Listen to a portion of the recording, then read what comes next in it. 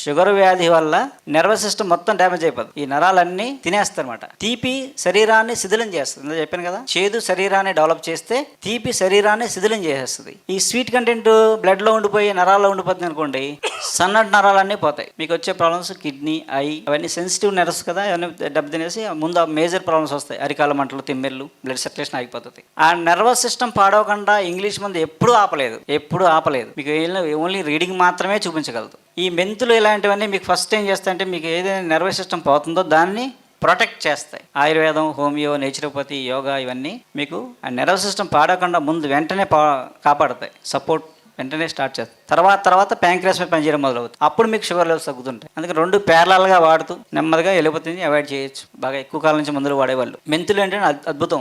మీరు పొద్దున్న నానబెట్టిన రాత్రి నానబెట్టిన పొద్దున్న ఏముందో సీసాలు వేసి పట్టుకెళ్ళిపోవడం, వాటర్ బాటిల్ లాగా. ఇంత బాటిల్ 50 ml మజ్జిగ, 50 గ్రామ్, ఒక అర చెంచా మెంతులు వేసి ఉంచడమే. రాత్రి భోజనం ముందు తాగడం, పొద్దున్న భోజనం ముందు తాగడం.